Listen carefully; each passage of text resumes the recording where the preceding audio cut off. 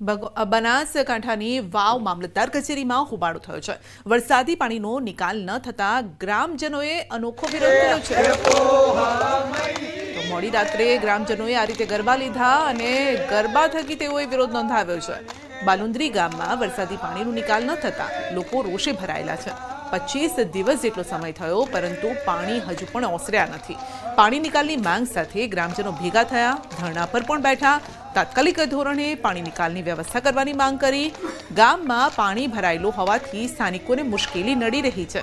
ત્યારે પાણી તો નથી ઓછું થયું, ના નિકાલ થયો છે, પરંતુ અનોખી રીતે ગરબા રમીને વિરોધ કર્યો છે।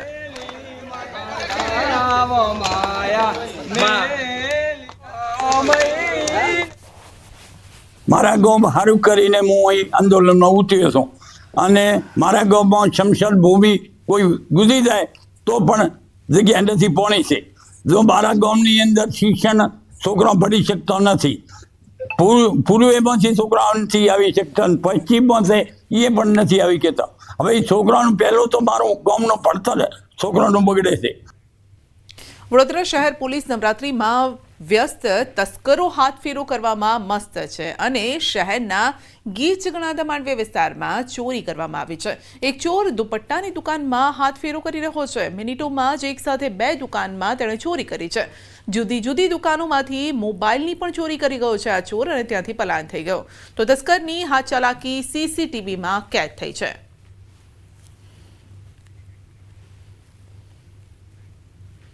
રાજકોટ લાખાજી રાજ અને ધર્મેન્દ્રસિંહ રોડ પરની બજારમાં બબાલ થઈ। મનપાના વિજિલન્સના સ્ટાફ વેપારીઓ વચ્ચે બોલાચાલી થઈ। ઉગ્ર બોલાચાલીનો વિડીયો વાયરલ થઈ રહ્યો છે। વિજિલન્સની ટીમે રસ્તા પર પડેલા વેપારીઓનો જે માલ છે તે ઉપાડતા બોલાચાલી થઈ હતી। વેપારીઓ દ્વારા મનપા કમિશનરને પાથરણાવાળા દુકાન પાસે ન બેસે તે માટે રજૂઆત કરાઈ હતી અને છેલ્લા ઘણા દિવસોથી દિવાળી સમયે પાથરણાવાળાઓ અને દુકાનદારો વચ્ચે ભારે ખેંચતાણ પણ ચાલી રહી છે।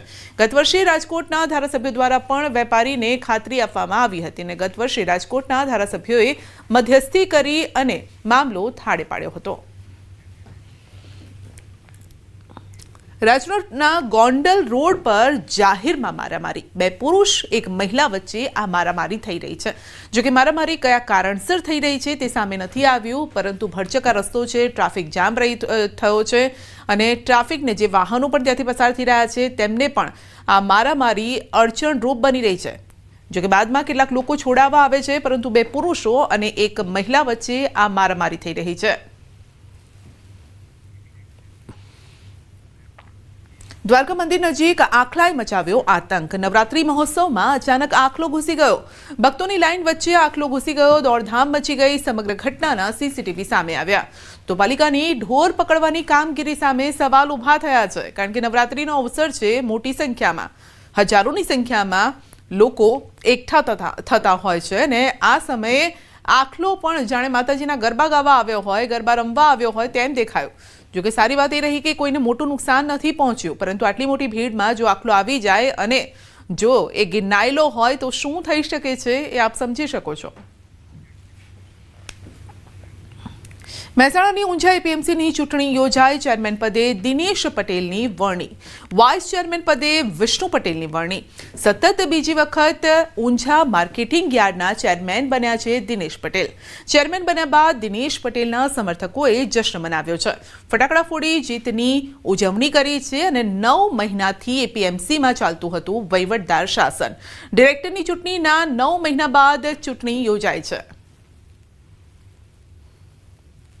વાઇસ ચેરમેન પદે આ સાથે ઊંઝા એપીએમસીની જે ચૂંટણી છે તે યોજાઈ અને તે મામલે ચેરમેન પદે દિનેશ પટેલની વરણી કરવામાં આવી છે, જેને લોકોએ વધાવી હતી। વાઇસ ચેરમેન પદે વિષ્ણુ પટેલની વરણી કરવામાં આવી। સમર્થકોમાં ભારે ઉત્સાહ પણ જોવા મળ્યો। મોં મીઠું કરાવી ફટાકડા ફોડીને આ જીતને વધાવી છે। રાજસ્થાન અને ગુજરાતના બધા ખેડૂતો અહીંયા માલ વેચવા આવે છે। ઊંઝા એપીએમસીમાં ખેડૂતને પોષણક્ષમ ભાવ મળશે તો જ નીચે બીજી એપીએમસીમાં પણ એનો રિફ્લેક્શન આવશે અને તો એમને પણ સારા પારદર્શક ભાવ મળશે।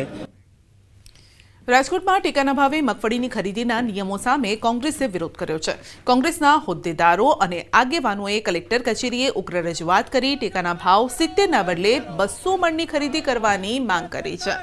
તો કોંગ્રેસના આગેવાને સરકારની નીતિ પર જ પ્રહાર કર્યા છે અને કહ્યું છે કે સરકારે જીએસટીમાં ઘટાડો કરી વેપારીઓને ખુશ કર્યા છે. તો શું ખેડૂત નાગરિક નથી? ખેડૂતો માટે પણ 200 મણ મગફળી ખરીદવાની જાહેરાત કરી દિવાળી સ્વરૂપે ભેટ આપવાની માંગ કરી છે. સરકાર દ્વારા 200 મણથી ઓછી ખરીદી કરવામાં આવશે તો તેઓ ગામડે ગામડે જઈને ખેડૂતોને જાગૃત કરશે, સરકાર વિરુદ્ધ આંદોલન કરશે. થોડા દિવસ પહેલા જીએસટીમાં ઘટાડી અને વેપારીઓને ખુશ કર્યા. તો મારી સરકારને આ વિનંતી છે કે આપ દિવાળી પહેલા જાહેરાત કરો કે ખેડૂત પાસેથી 200 મણ મગફળી લેવામાં આવશે અને ખેડૂતોને દિવાળી સ્વરૂપે ભેટ આપો. કેન્દ્રીય કેબિનેટ મંત્રી સી.આર. પાટીલનું ભવ્ય સ્વાગત. બિહારની ચૂંટણી સહપ્રભારી તરીકે તેમની નિમણૂક કરાઈ છે. તો સી.આર. પાટીલની આ નિમણૂકથી સમર્થકોમાં ઉત્સાહ છે. ભાજપના નેતાઓ કાર્યકર્તાઓમાં ખુશીનો માહોલ છે અને તેઓ એરપોર્ટ પહોંચ્યા હતા. સહપ્રભારીની જવાબદારી આપ્યા બાદ સી.આર. પાટીલ પ્રથમ વખત સુરત આવ્યા અને ત્યારે તેમનું સ્વાગત કરવામાં આવ્યું હતું. તો એરપોર્ટ પર ભવ્ય સ્વાગત કરવામાં આવ્યું હતું. કાર્યકરોમાં પણ ખાસો ઉત્સાહ જોવા મળ્યો.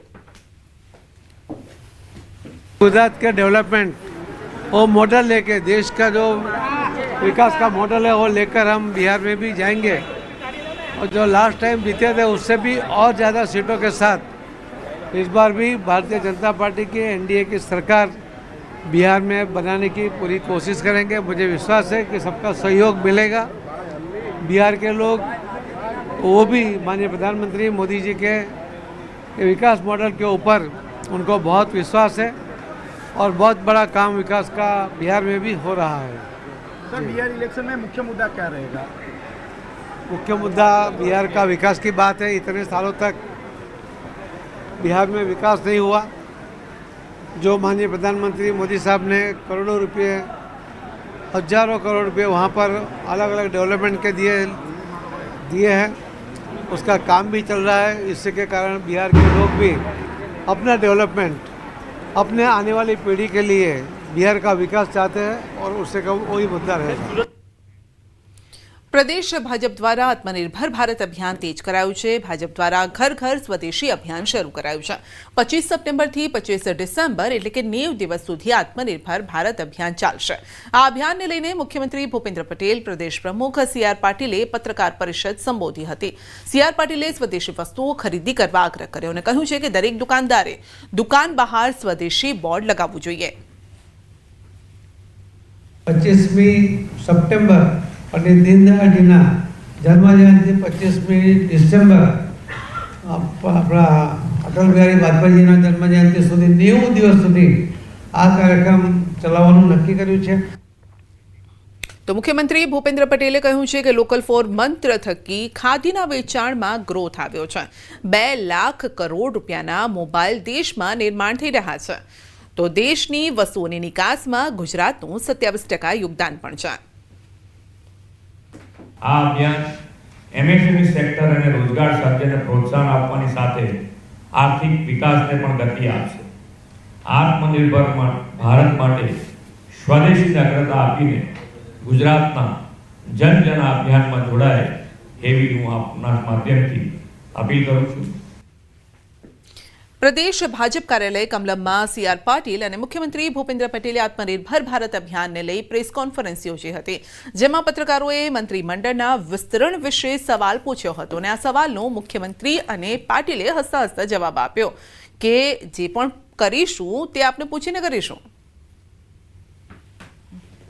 મંત્રીમંડળનું આવું કંઈ થવાનું હશે એટલે કહીશું. તમને પૂછ્યા ના કરીએ, તમને કયા વગર ના કરીએ. મંત્રીમંડળનું આવું કંઈ થવાનું હશે એટલે કહીશું. તમને પૂછ્યા વગર ના કરીએ, તમને કયા વગર ના કરીએ.